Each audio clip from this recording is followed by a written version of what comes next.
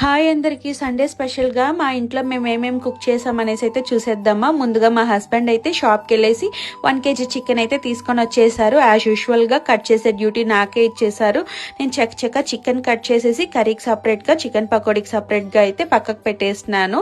ఇంకా బగారా రైస్ కోసము బాస్మతి రైస్ అయితే నానబెట్టి పక్కకు పెట్టేసి, ఇంకా చికెన్ పకోడీ కోసం మసాలాలంతా కలిపి ఒక హాఫ్ అన్ అవర్ ఫ్రిడ్జ్ లో కానీ పెట్టేసినామంటే మసాలాలంతా బాగా చికెన్ కి అంటుకుంటుంది. అంత లోపల చికెన్ కర్రీ కూడా చేసేసినాము. ఇంకా మా హస్బెండ్ ఈ చికెన్ కర్రీకి బగారా రైసే కావాలన్నారు. ఇంకా మసాలాలంతా వేసి బాగా వాడ్చుకునేసి కావాల్సినంత నీళ్లు పోసి బాగా మరిగిన తర్వాత నానబెట్టుకుని ఉండే బాస్మతి రైస్ వేసేసి బాగా ఉడకబెట్టుకుని పక్కన అయితే పెట్టేస్తున్నాను. ఇంకా లాస్ట్ లో చికెన్ పకోడీ ఒకటే కదా బ్యాలెన్స్ ఉందని ఫ్రిడ్జ్ లో నుంచి తీసేసి ఒక రవ్వ శనగపిండి మైదా పిండి వేసి ఇంకొకసారి కలిపేసుకొని నూనె పోసి కాగుండే నూనెలో అయితే ఇంకా చికెన్ అయితే వేసుకొని బాగా ఫ్రై చేసుకున్నాము. Bagara rice, chicken curry, chicken pakodi combination అదిరిపోయింది కదా. ఈ వీడియో నచ్చితే లైక్ చేయండి, షేర్ చేయండి, సబ్స్క్రైబ్ చేసుకోండి. Thanks for watching. బాయ్.